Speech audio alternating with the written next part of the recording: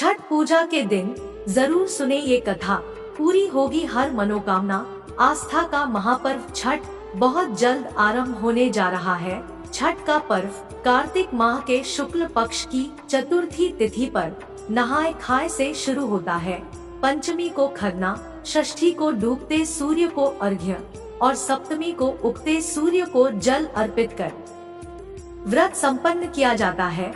4 दिन चलने वाले इस पर्व में सूर्य और छठी मैया की पूजा की जाती है।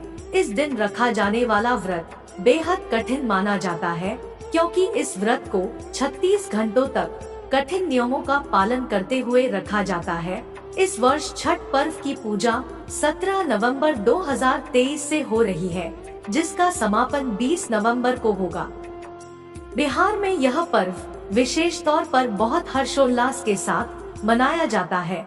यह व्रत संतान के सुखी जीवन की कामना के लिए किया जाता है। छठ पर्व षष्ठी तिथि से 2 दिन पहले यानी चतुर्थी से नहाए खाए से आरंभ हो जाता है और इसका समापन सप्तमी तिथि को पारण करके किया जाता है। छठ पर्व पूरे 4 दिनों तक चलता है। इस पर्व में मुख्यतः सूर्य देव को अर्घ्य देने का सबसे ज्यादा महत्व माना गया है। तो चलिए जानते हैं छठ पूजा की तिथियां, अर्घ्य का समय और पारण समय क्या है।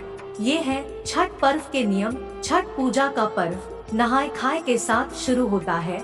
इस दिन घर की अच्छी तरह से साफ सफाई वगैरह की जाती है और सात्विक भोजन किया जाता है। इस दिन से घर में प्याज और लहसुन का इस्तेमाल बिल्कुल बंद हो जाता है। छठ का प्रसाद बनाते समय साफ सफाई का बेहद ख्याल रखा जाता है। इस प्रसाद को केवल वही लोग बना सकते हैं जिन्होंने ये व्रत रखा हो। प्रसाद में इस्तेमाल किए जाने वाले अनाज को अच्छी तरह से साफ किया जाता है। इसे घर पर ही धोकर, कूटकर और पीसकर बनाया जाता है। इस अनाज को कोई जूठा न करे या गंदे हाथों से न छुए, इस बात का विशेष ख्याल रखा जाता है। ये प्रसाद चूल्हे पर बनाया जाता है और इसे बनाते समय पवित्रता का विशेष ध्यान रखा जाता है। प्रसाद को हमेशा हाथ मुंह न धोने के बाद ही हाथ लगाया जाता है।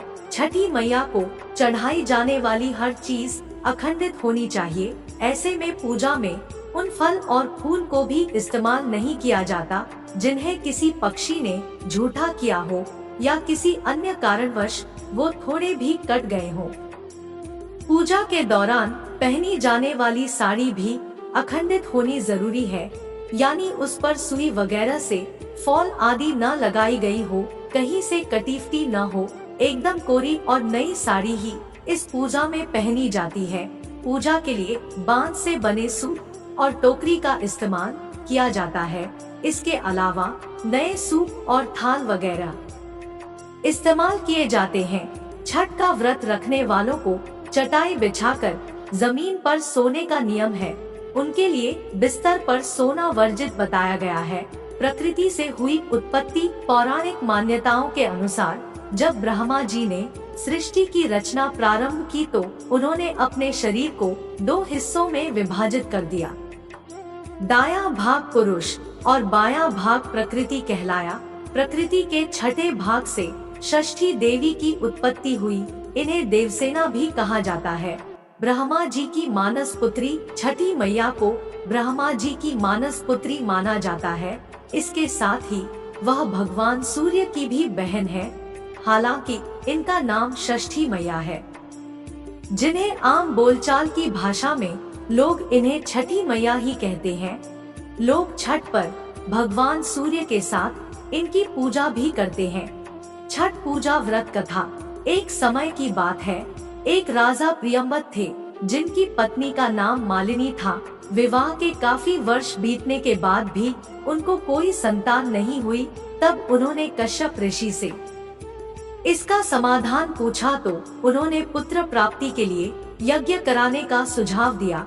कश्यप ऋषि ने पुत्र प्राप्ति के लिए यज्ञ किया और राजा की पत्नी मालिनी को प्रसाद स्वरूप खीर खाने को दिया।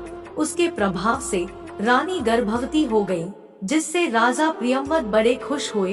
कुछ समय बाद रानी ने एक पुत्र को जन्म दिया। लेकिन वह भी मृत पैदा हुआ। यह खबर सुनकर राजा बहुत दुखी हो गए। वे पुत्र के शव को लेकर श्मशान गए और इस दुख के कारण अपने भी प्राण त्यागने का निश्चय कर लिया। जब वे अपना प्राण त्यागने जा रहे थे, तभी देवी देवसेना प्रकट हुई।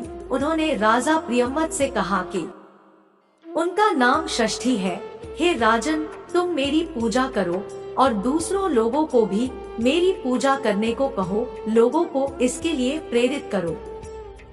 देवी देवसेना की आज्ञानुसार राजा प्रियव्रत ने कार्तिक माह के शुक्ल पक्ष की षष्ठी तिथि को छठ पूजा की। उन्होंने यह पूजा पुत्र प्राप्ति का कामना से की थी। छठी मैया के शुभ आशीर्वाद से राजा प्रियव्रत को पुत्र की प्राप्ति हुई। तब से हर साल कार्तिक शुक्ल षष्ठी को छठ पूजा की जाने लगी। आशा है कि आपको आज की कथा कहानी और जानकारी पसंद आई होगी। तो एक कमेंट, एक लाइक, एक सब्सक्राइब और एक शेयर अवश्य करें। धन्यवाद।